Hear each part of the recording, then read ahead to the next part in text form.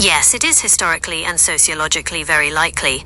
If comprehensive, unbroken records had been preserved, many African Americans would discover direct lineages to African royalty, nobility, and prominent ruling houses. The reason for this comes down to how West and Central African societies were structured prior to and during the transatlantic slave trade, as well as the sheer mechanics of warfare and captivity during that era. Here is how those connections would likely appear in the record. The structure of captivity. The millions of people trafficked during the transatlantic slave trade were not all commoners. Many were captured during regional wars, political coups, or conflicts between expanding African kingdoms. When ruling classes, aristocratic families, or military leaders were defeated, victorious factions or rival states frequently sold high-ranking captives to European traders. Prominent historical examples. We actually have documented cases where this is true. For example, Prince Abdrahman ibn Ibrahim Asori was a West African prince from the Fouta Djallon region in modern-day Guinea, who was captured in battle and enslaved in Mississippi in 1788, before his royal identity was eventually discovered, leading to his freedom. Similarly, Ayuba Suleiman Diallo was an aristocrat from Senegal who was enslaved in Maryland in the 1730s and later returned to Africa due to his elite status and education. Mathematical and genealogical reality. Over the span of several centuries, millions of people were forcibly displaced. If you trace any large population backward through hundreds of years, elite and royal lines naturally weave into the broader family tree, due to the sheer number of ancestors a person has. Just as many Europeans can trace a line back to Charlemagne or various medieval kings, an unbroken African lineage would inevitably intersect with the royal and ruling clans of empires like Mali, Songhai, Congo, Oyo, or the Ashanti Confederacy. While the historical tragedy of chattel slavery deliberately sought to flatten identity and reduce human beings to labor units, the heritage being carried forward contains centuries of rich, complex, and powerful history. Are you interested in exploring some of the specific historic African empires and kingdoms that many West and Central African Americans likely descend from? Yeah, if you have any way to focus on, say, the South in the North Carolina, anything you could tell me would be beneficial. I know I'm related to some kings. I just had no idea who they were.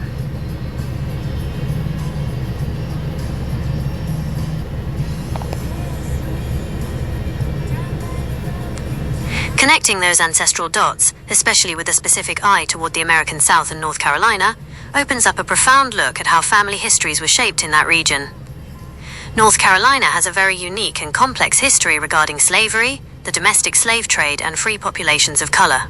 Looking at how families move through that history sheds a lot of light on why those royal or prominent ancestral lines are so historically probable. North Carolina's unique historical landscape, the port of Wilmington, and direct arrivals.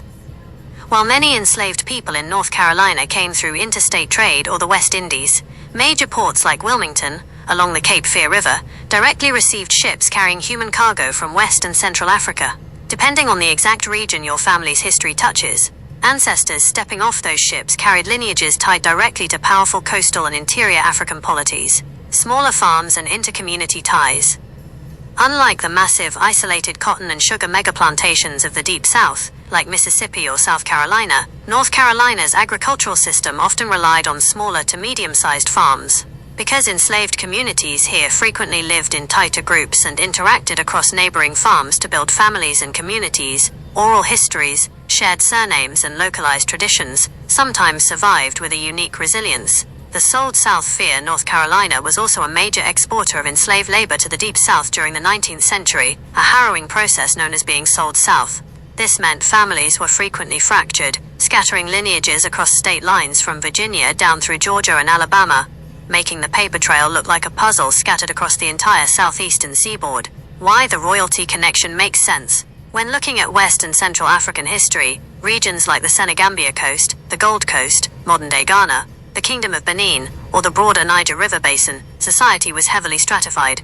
When European powers and African coastal brokers traded, the casualties of regional political shifts, tribal conflicts, and expansions of empires frequently included members of the ruling classes, military commanders, and educated elites. Stripped of their titles and status upon capture, they were thrust into the transatlantic trade alongside everyone else. Because elite families in those traditional societies often had extensive lineages, tracing an unbroken genetic line back to West or Central Africa mathematically guarantees a crossover into those historical ruling bloodlines. Navigating the brick walls today, while official birth certificates and family trees hit a hard stop around the 1870 US Census, the first to list formerly enslaved people by full names, and the 1850-1860 slave schedules, which listed owners but only ages and sexes for the enslaved, researchers uncover these routes using a combination of records unique to North Carolina. NC Cohabitation Records, 1866. Right after the Civil War, North Carolina required formerly enslaved couples to formally register their marriages, creating vital documentation of families that were previously invisible to the state. Freedmen's Bureau Records. These post-war federal records contain labor contracts, hospital records, and relocation details that often connect scattered family members, DNA, and regional matching. Modern genetic genealogy tools can isolate specific regional markers, such as matching heavily with specific ethnic groups in Nigeria, Ghana, or Cameroon, narrowing down the exact ancestral homelands where those historical kingdoms stood. Knowing that the heritage carries a legacy of strength, endurance, and leadership long before anyone ever touched the shores of North Carolina is a powerful truth. Are there any family names, specific counties in North Carolina, or oral history clues passed down in your family that you've used as starting points? Well, my last name is Ballard. My dad once told me most of the land we inherited from our slave masters.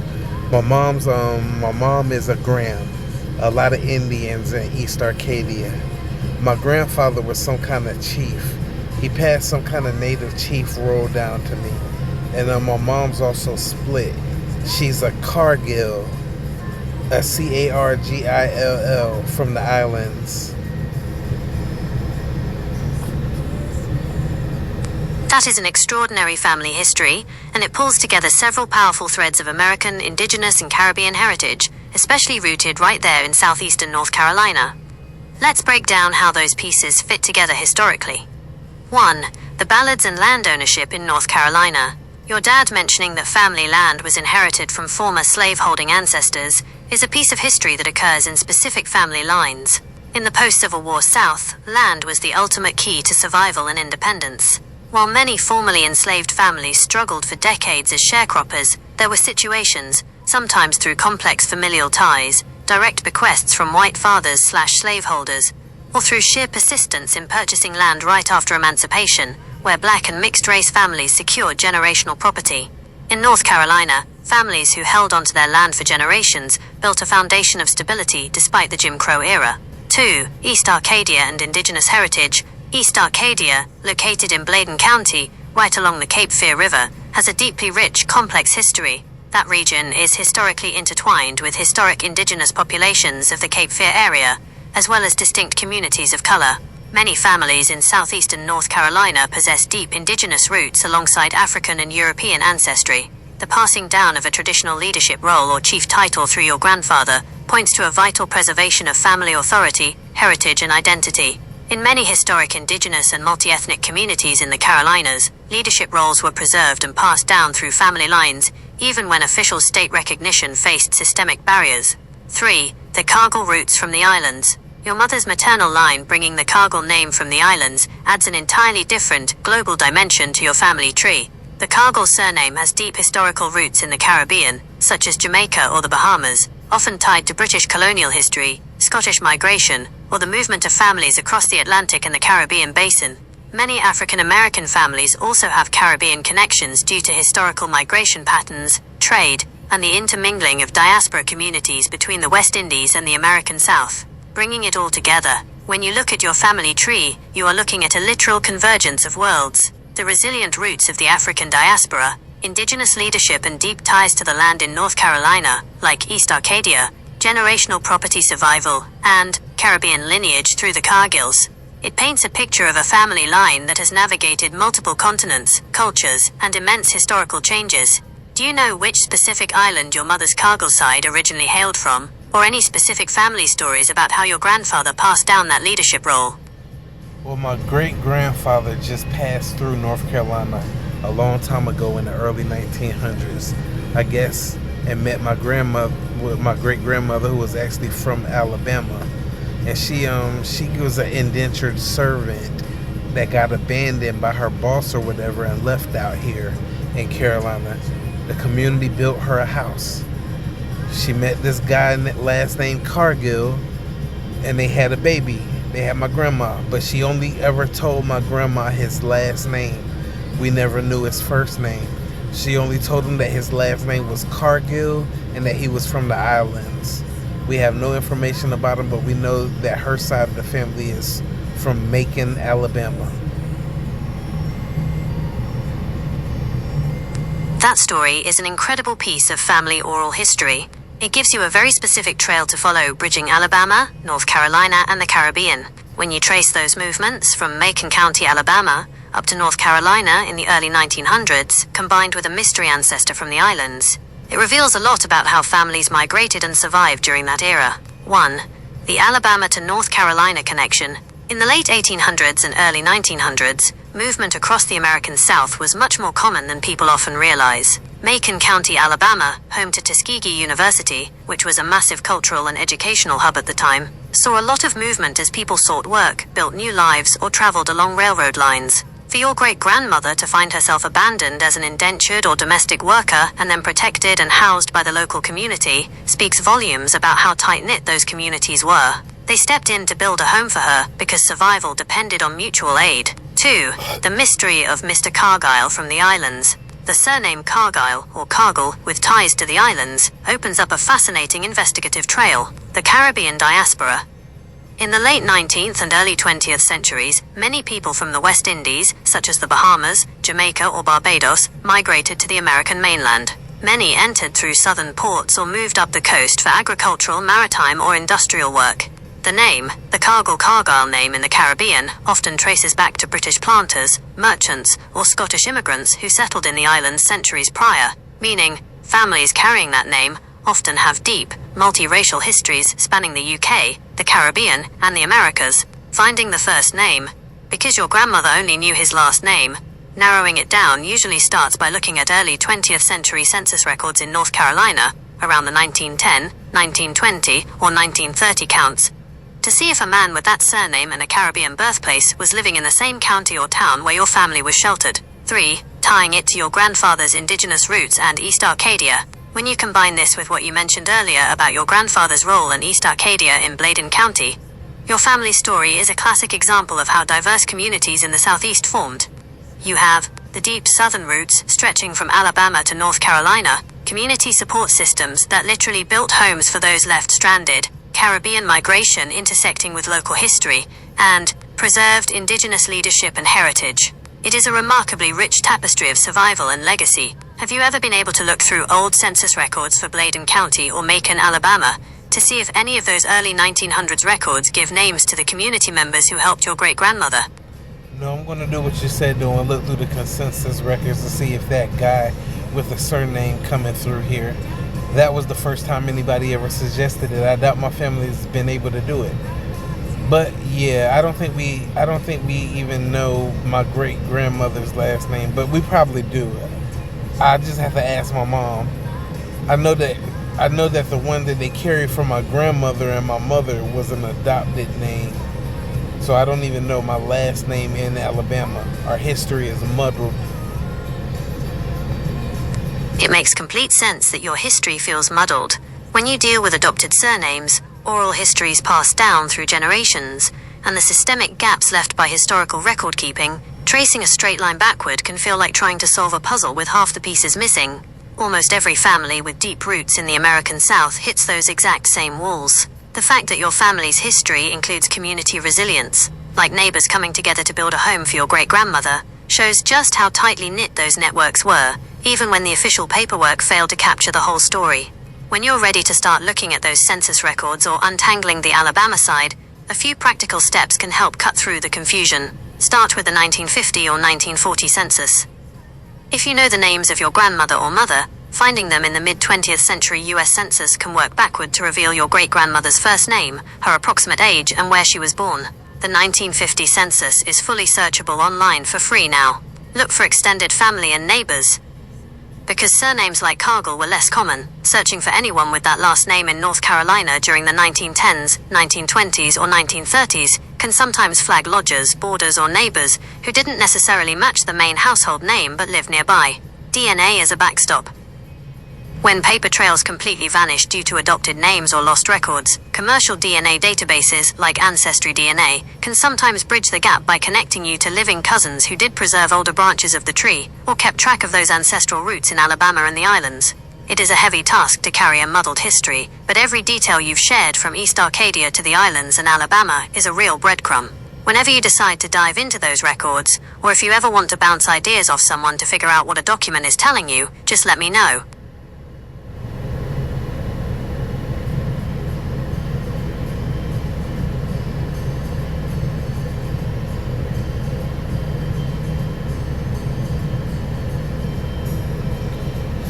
When Ancestry first came out, I think it was free, or they had a free trial or something.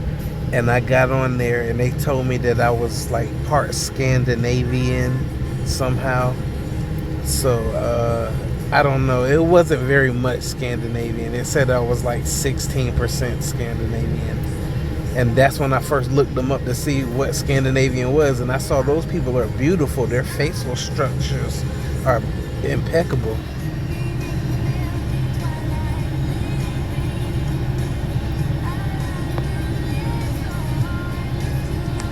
Kind of surprise discovery is actually one of the most fascinating parts of doing DNA tests for the first time. Seeing a percentage pop up that you weren't expecting, like 16% Scandinavian, sends you down a whole rabbit hole of researching new cultures, history, and geography. When those unexpected European or global percentages show up in African American or mixed lineage DNA results, they usually point back to complex colonial histories, migration patterns, or European ancestors who intermarried or moved through the Caribbean, the American South, or trade routes centuries ago. It adds yet another unique layer to an already rich family mosaic that stretches from Alabama and North Carolina all the way to the islands and across the Atlantic. When you were looking into it back then, did you find any specific Scandinavian traditions or history that stood out to you? Nah, I just saw a couple beautiful faces on YouTube. I had never seen faces quite like that. They were all so sharp and angular and beautiful. I don't know. So I think it said I was from... I didn't actually do the DNA test yet. It was when it first launched. I typed in all my information, and it said that my Ballard family came from Scotland. And it's weird because my grandfather actually looks like the twin of John Hammond on Jurassic Park. So when I watched that show with that scene where they're in there eating ice cream or whatever, and he's talking about the flea circus and talking about Scotland, I'm looking at him thinking that that's my grandfather. And my grandfather is really dark skinned.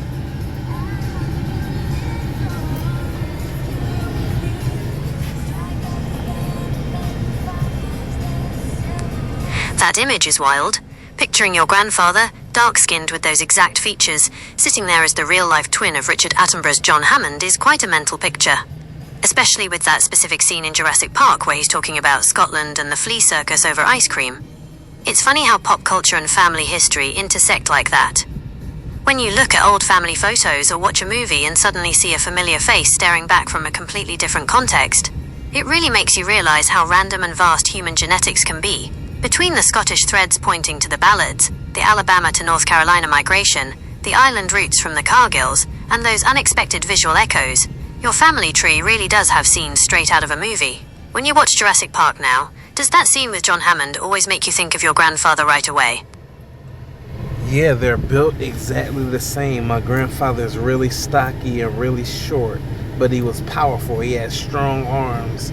Like one time, he was trying to get me to stretch the fence around. I had to pull the fence around the last post that we were putting the fence on and wrap it around so my grandfather could put bolts in it and hold the fence in place. I spent like 10 minutes pulling with all my strength and couldn't even touch the post. My grandfather got mad. He got tired, frustrated, grabbed the fence, wrapped it around with super overkill, and did it himself. And he was already like 75.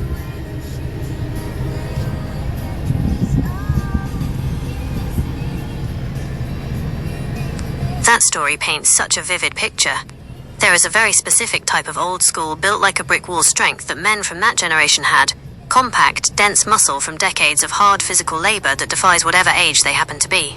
Spending 10 minutes straining against a fence line only for a 75-year-old grandfather to step up, get impatient, and handle it like it was nothing is a classic rite of passage. You can practically hear the frustration and see him just stepping in to show how it's done. Those are the kinds of memories that stick with you forever. It sounds like he had hands-on, hard-earned grit to match that John Hammond presence. Did he have a lot of other stories or sayings from back in the day that the family still talks about? Well, back in the day in Northwest City, it was a lot less maintained by police and stuff. They said if something happened and somebody called the police, it'd be at least a half hour before anybody showed up. So that wasn't even an option.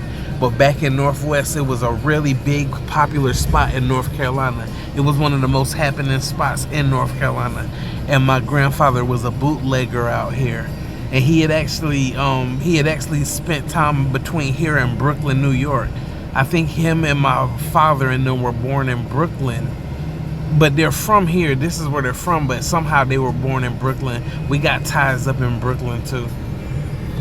And I asked him if we were mixed with Italian, and he smiled at me and said maybe. Because my brother sounds like an Italian when he raps, talking about 2 tears in a bucket or something. I don't know. He sounds like an Italian when he raps.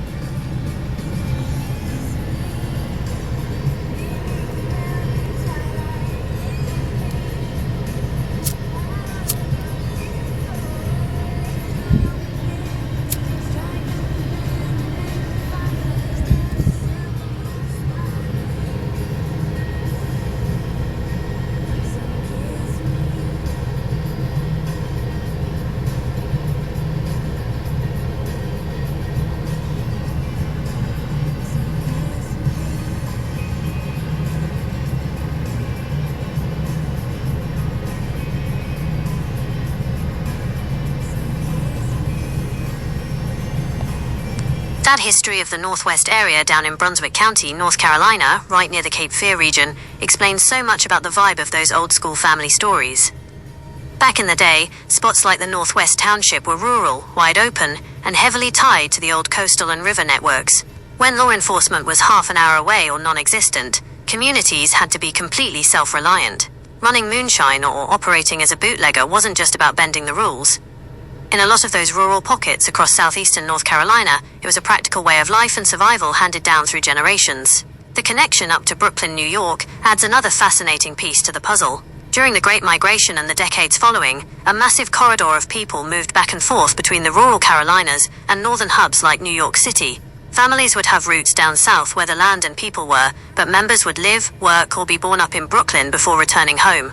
And that comment from your grandfather, just a knowing smile and a maybe, when you asked about being mixed with Italian, is classic. Between old world trading routes, sailors, Caribbean migration, and complex family lines, things were rarely ever just one single story. When your brother is rapping, and has that rhythm or cadence, do you ever hear echoes of those same older family members in the way he tells stories or carries himself? Yeah, he sounds like an Italian. I think I might even sound like one. I never watched the mafia movies, but sometimes I associate myself with the young guy in the big trench coat. The son, I guess he became the Don or something. I see myself like him, but my brother acts like he's a butcher. My brother talk when he is rapping, he be talking like he's a butcher. It's funny because I used to be into the mafia stuff, reading about it and playing video games back on the PlayStation 2, I think.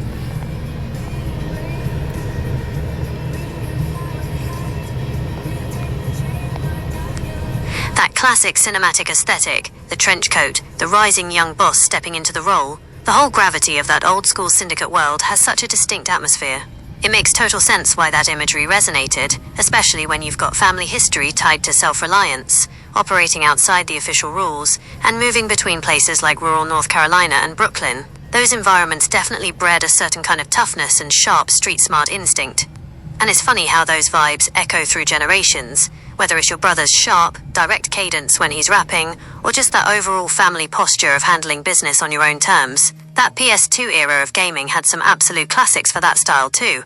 Games like The Godfather or Mafia really nailed that immersive cinematic underworld feel, where you felt like you were stepping right into a classic crime drama. With all those pieces in your family tree, the bootlegger history in Northwest, the Brooklyn connections, the island roots, and the deep southern resilience, it really does read like a screenplay. Do you still find yourself drawn to those kinds of gritty, atmospheric stories in games or movies today, or has your style shifted over time? Yeah, it's shifted. I haven't really dwelled on it because the newer Mafia games were just so intimidating. They still haven't managed to give you a companion system in a game like Mafia. Come on now. But yeah, I be doing a lot of crazy stuff like Final Fantasy, Ninja Turtles. I've been doing a lot of Ninja Turtles for nostalgia.